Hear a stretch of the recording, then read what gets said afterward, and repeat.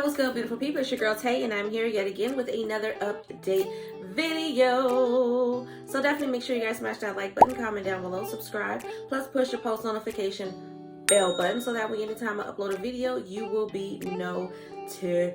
All right, you guys, it is about 1:44 p.m. Pacific Standard Time. I literally just got home. I had my physical today. My children had their physicals yesterday, which is why I didn't post a video yesterday. It was just too late. I kind of just want to come home and chill.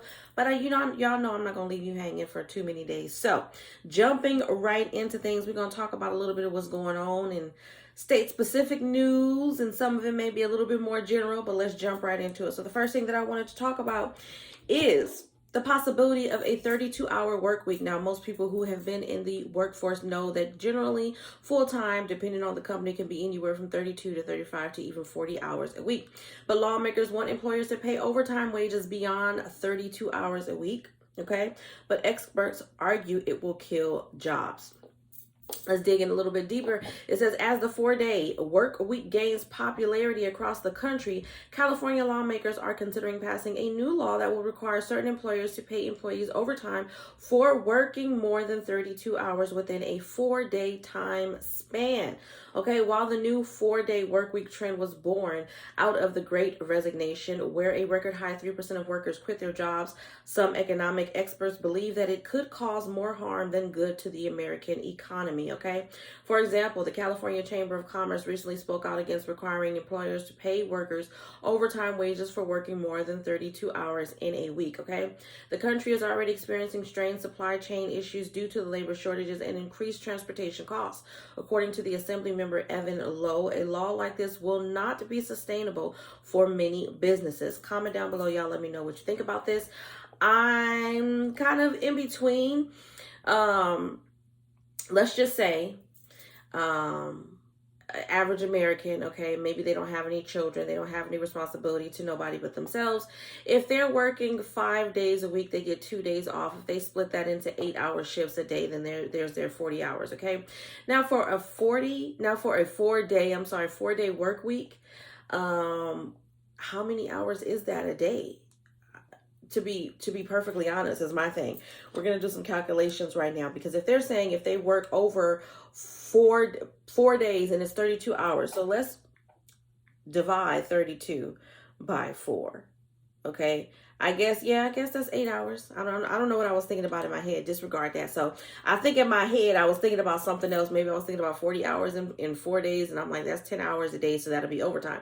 But if they work just 8 hours for 4 days, that's 32 hours, and that's considered a full-time week. So if they work anything outside of 4 days, then they would get overtime. Now that I'm thinking a little bit clearer and I've done a little bit of the calculation, I honestly don't have a problem with that. I mean, 2 off days is great, but I feel like 2 off days is okay, but 3 off days is even better. And I say that for everybody. I was going to go into details about how I think that having 3 days off is definitely good. If you have children, okay, you want to spend time with your babies, because let's be realistic. A lot of people who are not rich and wealthy, and even those who are rich and wealthy, just like to keep themselves busy, spend a lot of time away from their family. And family is important. You can't hug a bank account. Okay, so, and a bank account won't love you back. But y'all let me know how you feel. That was just a little bit of a rant. I'm not exactly sure. I honestly, I think that would be good, that everybody gets 3 days to rest and relax. Because 9 times out of 10, 2 of those days are going to be spent taking care of the things that you couldn't take care of when you were working. So having a 1 day that you can actually just rest and relax and reset before you have to go back to work, I think would be great. Now, the only issue with that is obviously they're not going to all be consecutive in a row, right? They're probably going to be 1 at the beginning of the week, 1 in the middle, 1 in the end. I don't know. 2 days off, and then you work 3 days, and then you go back, and then you're off for 1. I don't know. But I still think that it's a good idea, okay? It goes on to say that if employers cannot afford to pay wages prescribed by law, those businesses will cease to exist. Restrictive wage and labor laws like the one proposed by California legislator can also deter new companies from coming to California. They also make it more appealing for existing businesses to move out of the state to locations that are more accommodating to the financial realities of running a business. So on the aspect of a entrepreneur, a person who's actually owning a business and would have to pay these wages, that's definitely going to be a pain in the butt for them. It's definitely going to be a hard transition into that. But for everybody else, I don't know. I'm kind of feeling it. Y'all let me know what you think down below. Moving on from that, we have mask mandate aboard planes, trains, and buses in the United States extended all the way up until May the 3rd, which isn't that far away. This was posted yesterday by CNN. It says the federal transportation mask mandate is being extended for another 15 days, meaning individuals traveling aboard airplanes, trains, and on public transportation in the United States will be required to wear a mask until at least early May, okay? The mandate the federal government confirmed on Wednesday, yesterday, is now set to expire on the 3rd of May, okay? The U.S. Centers for Disease Control and Prevention announced on Wednesday that it was keeping its mask order in effect, and the Transportation Security Administration announced it was extending the mandate for an additional 15 days. CDC continues to monitor the spread of the variant, the Omicron variant, especially this new, more transmissible variant, the BA2 subvariant that now makes up more than 85% of the U.S. cases. Since early April 2022, there have been increases in the 7-day moving average of these cases, the virus cases in the United States. TSA will continue to coordinate closely with the CDC and communicate any changes to this requirement with the public. However, the CDC does release its own statement saying, in order to assess the potential impact the rise of cases has on severe disease, including hospitalizations and deaths, and healthcare system capacity, the CDC order will remain in place at this time, okay? So you've been warned, okay? For those of you who don't want to wear your mask, you still got to wear them if you're going to be using any type of public transportation, if you're going anywhere on a train or a airplane, all right?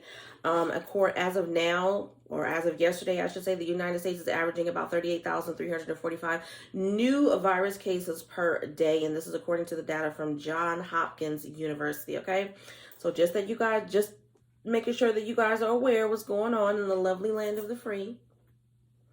Moving on from that, hold on, there was something else. Let's talk about something that's wonderful and sweet and something that I want, but I didn't get to get it. Okay, so everybody knows the gas prices, inflation, prices are going up, right? Krispy Kreme, I know we talk about a lot of donuts on here, y'all. Don't judge me. I love donuts. I actually want to go get some donuts. The best thing that I could have done for myself is to move in an area where Krispy Kreme is nowhere in sight. I would have to travel maybe 6 to 7, I don't know, maybe not even that. I know for a lot of people that's not a lot of mileage, but for me, I'm kind of lazy and I like to keep everything within the 3-mile radius, okay? Krispy Kreme is capitalizing on the increased attention being given to rising gas prices. The donut shop says it's tapping its strategic donut reserve, okay? So they're basically trying to mock what Biden did by releasing oil from the reserve, okay? What does it say? This Wednesday, which was yesterday, April the 13th, okay? I'm sorry I missed hump day with you guys, but happy Thursday. This Wednesday, April the 13th, a dozen breakfast desserts will cost you just $4.11, okay? Now, I don't know what the cost of a dozen of Krispy Kreme donuts is. Maybe it's $6 or $7, but it says you'll be able to get donuts at the price of a gallon of gas every Wednesday starting yesterday, which was the 3rd. The deal will run all the way through May the 4th, with the gassy price for each dozen being set on the Monday of each week, okay? The announcement says that you can grab up to 2 dozen original glazed donuts at that price. Y'all just don't know how bad I want to leave and go get some. I don't eat Krispy Kremes often. Let me say that I don't eat donuts often. I usually go to Yum Yums. I don't know if you guys have them in your state. I know out here in California we have Yum Yum donuts, and I usually eat those. I haven't in a while, but Krispy Kreme to me is like a treat. It's like Starbucks. So that's not something that I go to on a regular basis, but I do love their donuts. At the same time, I can acknowledge that their regular glazed donuts are extremely sweet, but they're still so good.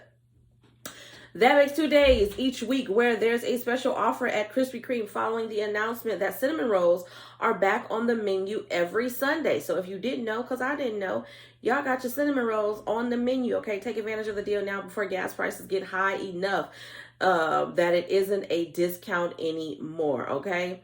Yeah, that is pretty much all I have for that, I want us to end off on a sweet note. We are going to go over emergency SNAP maximum benefits right now, you guys. I didn't see any additional states. I think I saw one. And I believe it was just the Virgin Islands that has been added to the list, but I haven't seen anything else other than that. So we are going to take a quick look at emergency SNAP maximum benefits, and I am going to give you the payout dates as it pertains to the states that I haven't already gone over in a recent video. And yeah, I'm only seeing the Virgin Islands as being a new state that has been added to the list. I don't see any additional. So I'm going to look up the Virgin Islands right now and give y'all that info. Still nothing about the extension of the state of emergency declaration on a federal level. So I don't know, you guys. I'm feeling like this is probably going to be our end when it comes to talking about emergency SNAP maximum benefits, unless something changes between today and tomorrow, which is the date, the 15th, which is the date that these benefits are set to expire, unless by a miracle they do extend. If you guys have seen anything, whether it be in the news or another YouTube channel, don't hesitate to leave that information down below in the comment section. Sharing is caring, okay? But for the Virgin Islands, we have April the 23rd is when your benefits will be available. Current up to date, which is the 14th. For emergency SNAP maximum benefits, we have Alabama, Alaska, Arizona, California, Colorado, Connecticut, Delaware, DC, Georgia, Guam, Hawaii, Illinois, Indiana, Kentucky, Louisiana, Maine, Maryland, Massachusetts, Michigan, New Hampshire, New Jersey, New Mexico, New York, North Carolina, Ohio, Oregon, Oklahoma, Pennsylvania, Rhode Island, South Carolina, Texas, Utah, Vermont, Virginia, the Virgin Islands, of course, which I just went over, Washington, West Virginia, Wisconsin, and of course, Wyoming. That is absolutely all for emergency SNAP maximum benefits for the month of April. Nothing has been approved for May, you guys, and I'm pretty sure a lot of you guys are already aware of that because, like I just said, the state of declaration has not been extended past tomorrow. So that's what it's going to be for right now. I am looking at pandemic EBT for this current school year, pandemic EBT 3.0. I have American Samoa, Colorado, Delaware, Florida, Indiana, Kentucky, Maine, Louisiana, Massachusetts, Michigan, Minnesota, Nebraska, New Mexico, North Carolina, Ohio, Puerto Rico, Rhode Island, Tennessee, Texas, Utah, Vermont, Virginia, West Virginia, and Wisconsin. And that is all for pandemic EBT. All right, you guys, I hope this video was in some way helpful or useful to you guys in the least little bit. That is absolutely all that I have for you guys in today's video, okay? If you made it all the way to the end of this video, don't forget to drop a yellow heart today. We're going to do a yellow heart just to let me know that you made it all the way to the end. Also, don't forget to smash that like button because it really does help to let YouTube know that you like what I'm doing and you absolutely positively would love for me to stick around, y'all. We're trying to grow and glow over here, okay? Don't forget to share, like, comment, all of that good stuff. And as always, I'm going to say, remember to live, love, and elevate. Don't forget to check out the description box, and I will see you guys in my next video. Peace, y'all.